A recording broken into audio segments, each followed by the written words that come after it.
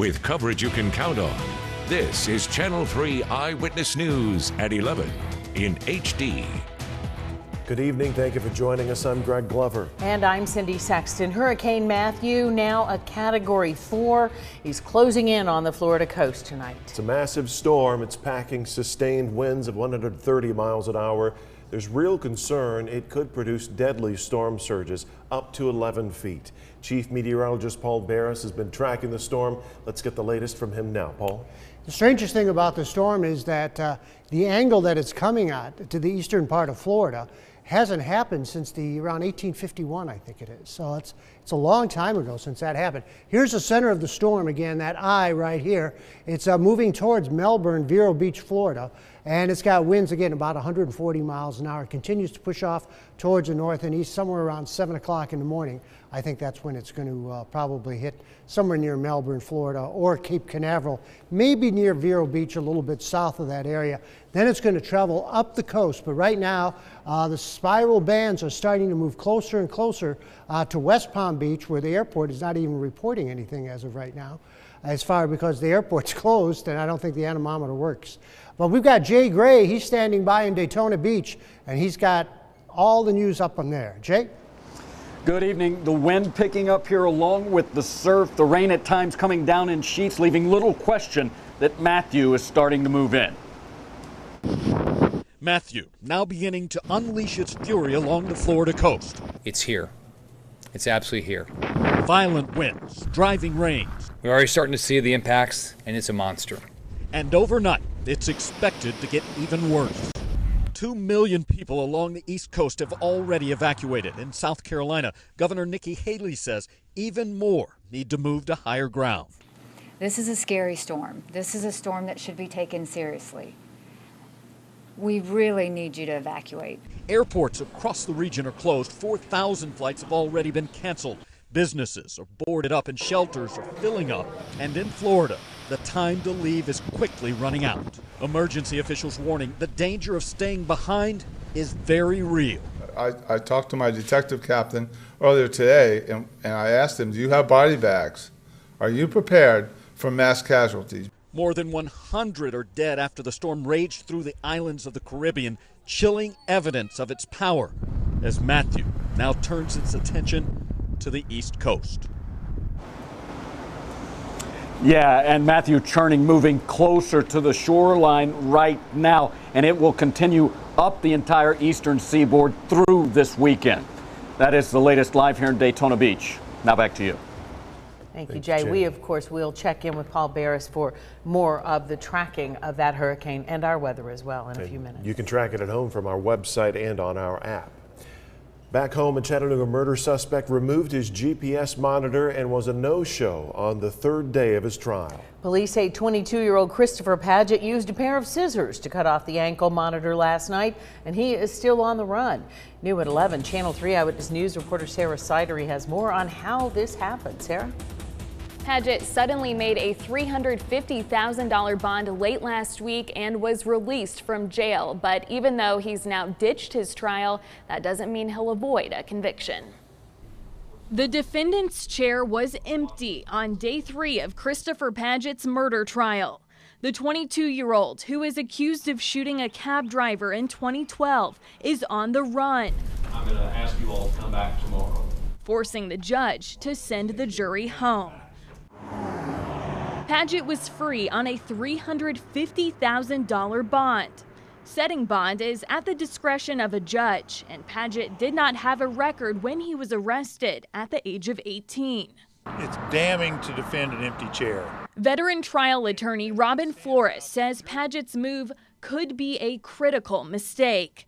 While a defendant's absence from trial is not unheard of, he says most cases result in convictions. When that person leaves, defense counsel is dealing with a specter. And that specter is someone charged with murder and he's not here. That's an evil person. Let's convict him. Paget's attorneys asked the judge to grant a mistrial, but he denied their motion, saying the trial will move forward, whether Paget is here for it or not.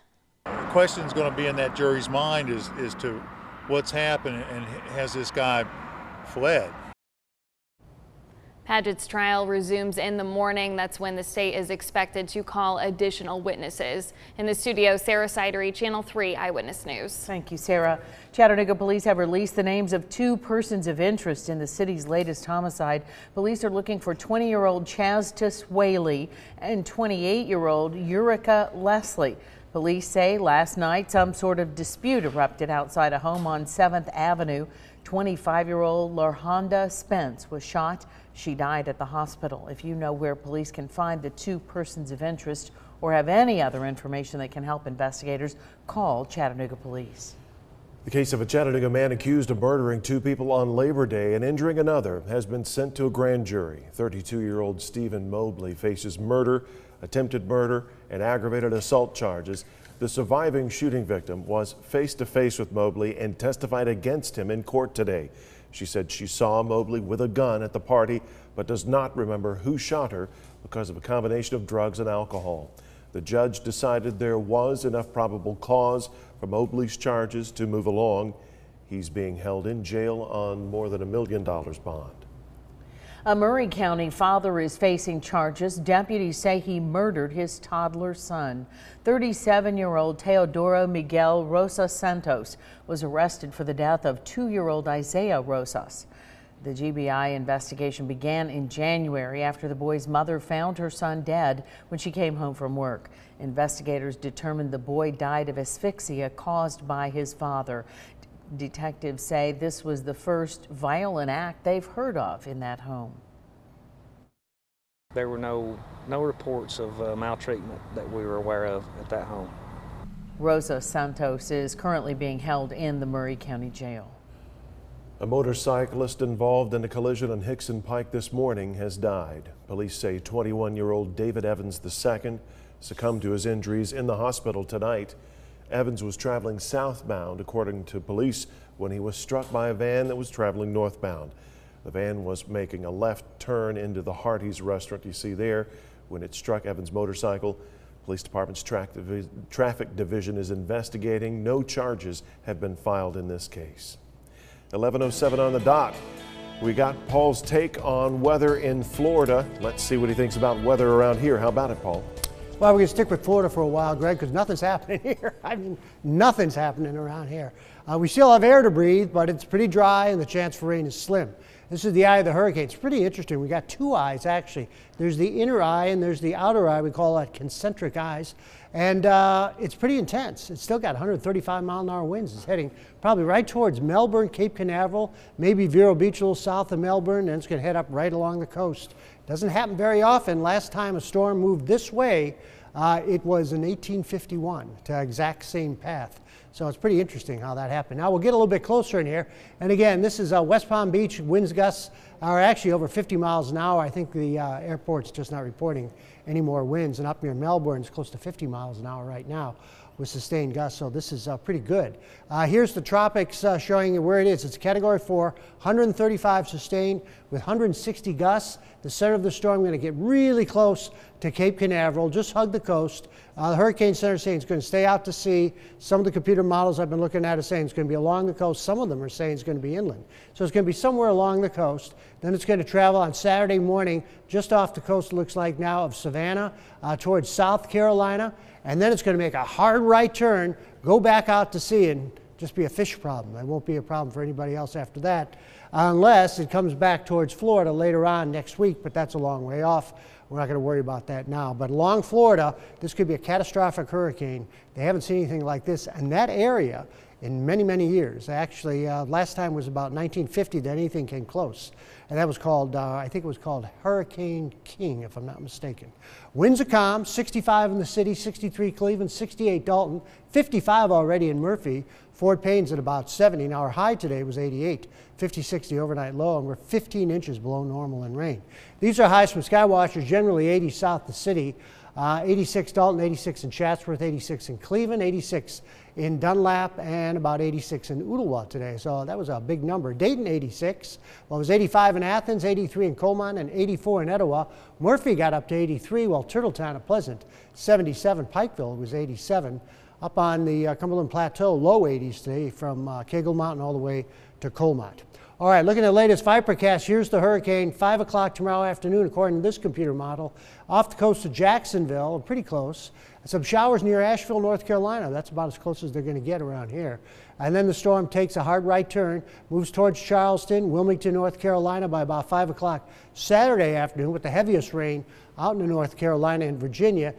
This computer model says it's heading out to sea. Almost all the others are saying it's going to head back down towards the south and southeast. So we'll have to wait and see on that, see if Forecast changes its mind. But in the meantime, for us, high pressure moves in Saturday, Sunday. It means fair weather, really nice. We get into Monday morning, Monday afternoon around 2.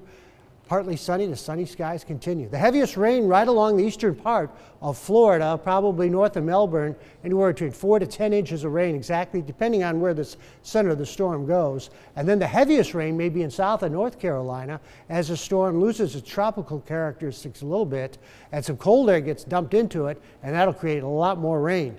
But absolutely nothing for us as far as rain goes. Tonight, 58, clear skies, light winds.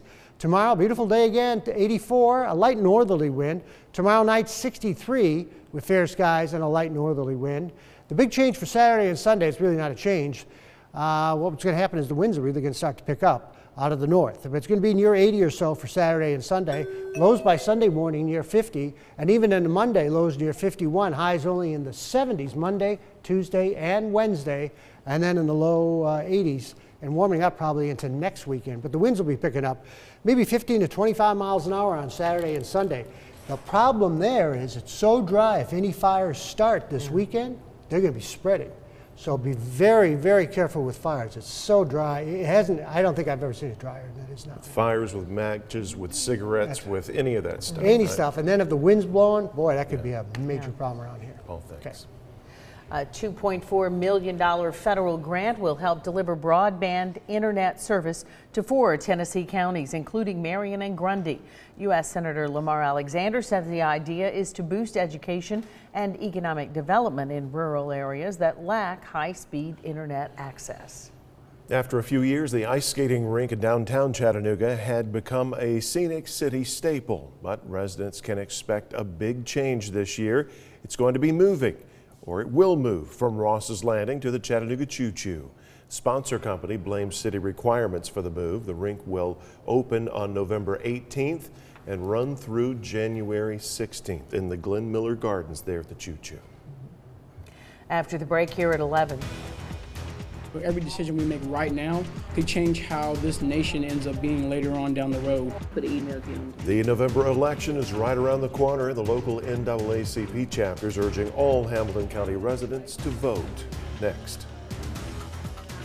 Hey everybody, it's Leslie with the TFP and getting ready for some Friday night football. There's a woman lineman for Grundy County High School. Go girl. And entertainment this weekend, Jennifer Nettles to the Tivoli. We have all the info, time3press.com.